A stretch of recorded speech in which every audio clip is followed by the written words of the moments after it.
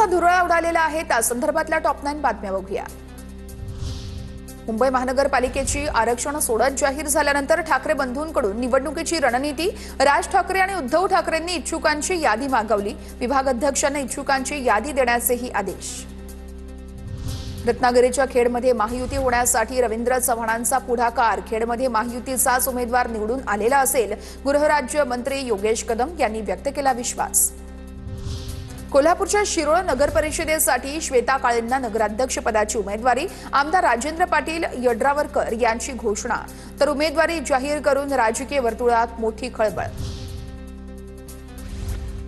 माळेगाव नगरपंचायतीसाठी अजित पवार आणि रंजन तावरे आमने सामने। माळेगाव नगरपंचायत आम्हीच जिंकणार, रंजन तावरे यांनी व्यक्त केला विश्वास।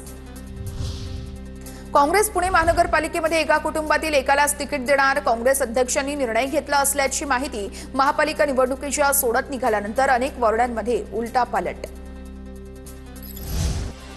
जालन्यामध्ये 3 दिवस उलटूनही एकानेही उमेदवारी अर्ज भरला नाही। जालना जिल्ह्यातल्या 3ही नगर परिषदेतील चित्र, तर उमेदवारी अर्ज दाखल करण्यासाठी केवळ 4 दिवस शिल्लक। वाढलेली इच्छुकांची संख्या लक्षात घेता नेते मंडळींची वेट अँड वॉचची भूमिका।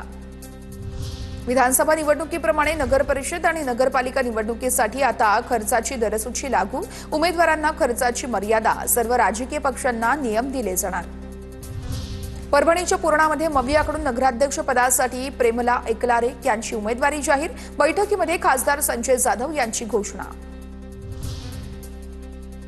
रत्नागिरी नगर परिषदेसाठी नगरसेवक पदासाठी 2 अपक्ष नगरसेवकांचा अर्ज। खेडमध्ये महायुतीचा अर्ज, तर देवरुख, गुहागर, लांजा या नगरपंचायती अद्यापही शांतच। चिपळूण रत्नागिरीमध्ये महायुतीच्या उमेदवारांची प्रतीक्षा कायम।